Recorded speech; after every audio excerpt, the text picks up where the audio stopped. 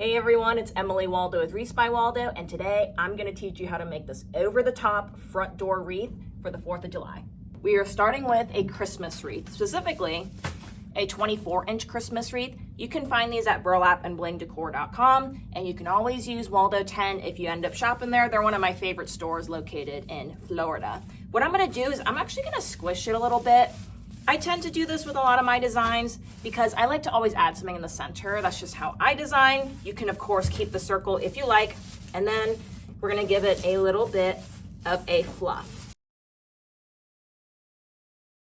And then we're gonna go in with what is called deco mesh. Poly deco mesh here, again from Burlap and Bling Decor. This one here has a grid structure to it. I like the pattern on this personally, and more importantly, we're not gonna add too much red on top of a red wreath base because I want everything to pop against it. So I'm gonna use the red tinsel here to our advantage, and then we're even gonna incorporate some white mesh on top so it all kind of pops. And then when we add some blue, and later on maybe some more white later on, it'll all pop against our foundation. I'm gonna cut 24-inch sections, approximately. I don't like to measure. That's just a personal thing. I'd rather spend the time, you know, just having fun and not thinking about anything. Now let's say you have a green wreath, that's totally fine. I would just use 2 rolls of mesh so that you get a little bit more coverage. This is what I do with my mesh. I take my mesh, I roll it into a double scroll. So it kind of ends up looking something like this. Leave a little bit of space in between and give it a pinch. You end up with something that looks like this, kind of like an X. I call it a chromosome. And you can see when I tie it into some branches around the inner ring, we get a little pop of color. More importantly, something that has some friction to it. So when we start using a lot of our hot glue, it'll latch onto there. And I'm gonna start on the inner ring. Doesn't really matter how you add it, just try to fluff it out as you go. You wanna get as much surface area coverage as you can. That is 1 roll of mesh in our beautiful 24-inch red wreath base. Now, I do want to add some ribbon to our design before we start adding all of the fun stuff. The first thing I'm going to take is a bow box from wreathsbywaldo.com. So you can see we're going to incorporate a 4-inch ribbon right here. This one has a glitter red stripe. Then we have some royal blue with a Swiss polka dot, and then a red satin and a white satin with a glitter stripe. My goal is to have some long tails poking out the bottom, and then some medium and short tails kind of on this side of the wreath. So let's cut out some long tails. And I told you earlier, I don't really like to measure, so I will take some pieces of ribbon here. This one is approximately, I would say 30 inches long. So I'm gonna take some of my white satin, fold it into a little bit of a V, and I'm gonna twist it into these branches here. Some will be on the inner ring, some will be on the outer ring. And you can give it a little bit of curl if you like, because this is wired ribbon. So you can see, we're gonna start to elongate our design with some ribbon tails.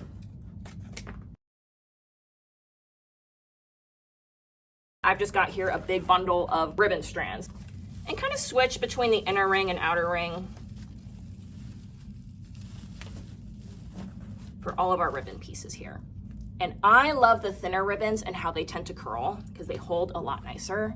So you get a beautiful look when you do a little curl like that.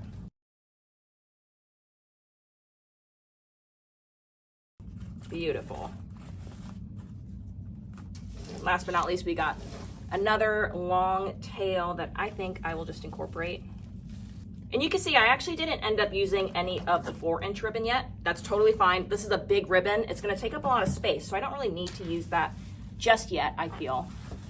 So some of these are tied a little closer to the center. Some of them poke a little further out. But that is how we're gonna elongate our design. Now, I do wanna add tails all around the rest of our piece here. Now, when it comes to these tails, I tend to do anywhere between 12 and 16 inches. So this is a 16-inch piece.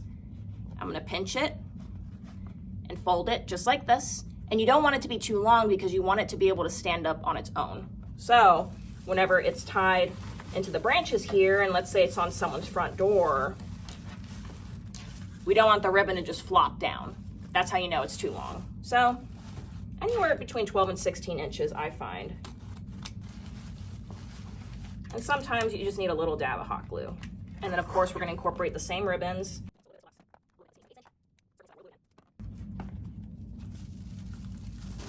And I haven't decided yet if we're gonna do a bow because I'm about to show you the focal point, the centerpiece of this design. So the centerpiece of this design is a pretty cool hand-painted piece. He is from my very good friend Yvette. She's an artist, and I asked her to paint this guy for us. So he's an 18-inch tall Uncle Sam. She's super talented, and today we're incorporating one of these signs. I sell the Uncle Sam in my shop, so I do buy from her to sell in my supply shop, but I don't have the eagle. So my recommendation would be either a foam star. I think that would be a good alternate. I've seen people incorporate dolls, like if you have an eagle doll, I think that'd be cool. Maybe a little bit further up so that we have some space to embellish him down below. So I'm gonna glue him right here, and then we can figure out where to put the eagle. I think the eagle would be kind of cool off to the side, and then maybe we will do like a big bow right here. He's lightweight MDF, so he works perfectly fine with some Gorilla Glue hot glue. I get this question a lot, what kind of hot glue gun do I use and what kind of glue? I just have a regular Surebonder hot glue gun, and the type of hot glue I tend to use is the Gorilla Glue full-size hot glue sticks. I'd rather douse the whole thing, make sure it stays in place. And I've lived in a ton of different hot states. So I've lived in Virginia, Pensacola, South Texas, now in Central Valley, California. I have not had problems with the glue coming undone during the hotter seasons. I enjoy using a wreath more of like a canvas. You know, some people certainly prefer the less is more approach. I like expressing myself through making wreaths and decorating front doors. So whatever speaks to you. You know, if you think the mesh alone or a red wreath and a bow is enough for you, I love that. I think a bow right here would look awesome. With this ribbon, we're gonna keep it pretty easy. I'm gonna cut it at a slant. This is what it looks like from this side. I'm gonna take my ribbon, I'm gonna fold it to right about here.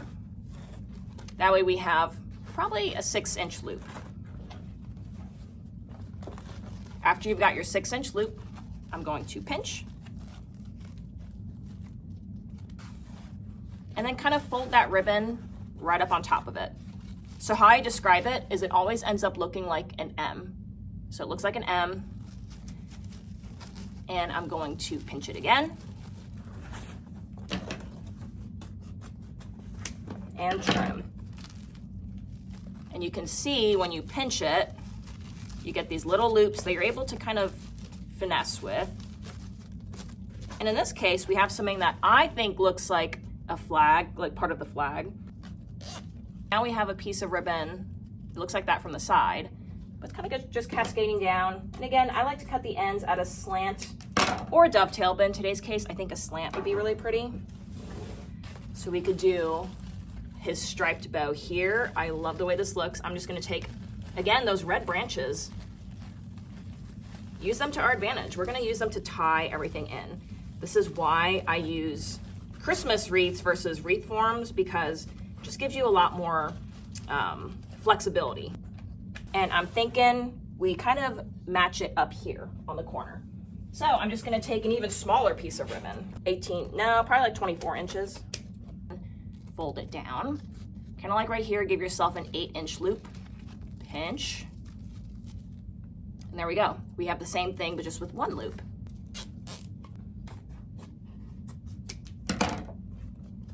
All right, now that I've got that cinched and we have our 1-loop bow, I'm going to take it and kind of tie it into that inner ring, it looks like, because I just want this to balance out that bow.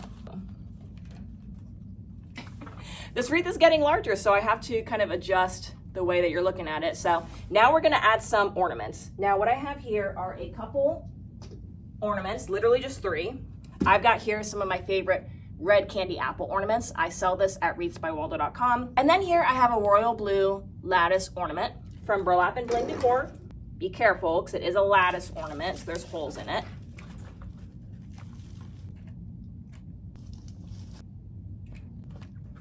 Okay, so now that we have a couple of our larger ball ornaments put into place, we are gonna add a lot of ornament sprays. This is where we're gonna see the biggest difference. I've got here, all from wreathsbywaldo.com, a variety of ball ornament sprays. We've got some in metallic red, royal blue, some curly sprays in red, white, and blue, and we also have some white ball sprays also. But I'm gonna go in with this last. The white tends to be super bright, so I don't necessarily wanna start with it. You are gonna need a pair of wire cutters. I'm gonna cut my ball spray in half. So I'm gonna do a small pick and sort of like a medium double-sized pick. Then from here, I'm gonna start to poke these downwards, and then the small piece, I'm gonna kind of poke a little upwards, but keep closer to Uncle Sam. So for example, that part of the ball pick will go right next to Uncle Sam, and then I'll have some parts poking downwards. That way for each spray, we get a little bit of coverage in several different areas. Same thing with our red metallic ball pick. I'm gonna split them all into 2 separate pieces. And you can see this is gonna give us a lot of extra length in our design too. It's gonna look really cool on the front door. Don't forget to lift the ribbon tail every once in a while and add ornaments down that way. I'm gonna add some ball sprays there. I think for the white spray, I'm actually gonna split it into 3 different pieces and take each little piece and separate it a little bit more. That way it's just a little bit of brightening. Oh, that's cool. That's what the bottom's looking like so far. So we're getting some pretty cool coverage there. And these picks really have multiple uses, so you can use them as a tree topper, you can use them as a lantern swag by zip tying them together. There's a bunch of different ways you can use these to really elongate, make your design have more dimension to it. And I like having different textures in there, so I really appreciate that this is more of a metallic finish. We have some that have a shiny or glitter finish, and it kind of brings out everything else you see, even down to the ribbons. This is what we're looking like after 3 of each spray. So I think I am gonna use 4 blue and 4 red just to really get an even spread. I want more blue on the top side here. We are gonna go in with some of these curly sprays. I like to split these up again into a single and a double. So the single will be a red and the double will be a blue and white. You can always make your design just a little bit bigger with these curls. Now the last thing I'm gonna do, I'm loving the way this turned out. If I add anything else, I think it's just gonna be a little bit more of this striped ribbon, because this to me is really making a big impact, and I just wanna make sure it's, again, evenly distributed, balanced. So I'm gonna cut 2 small tails. We could use a small tail down here by the eagle, and perhaps right here, maybe just as a small loop.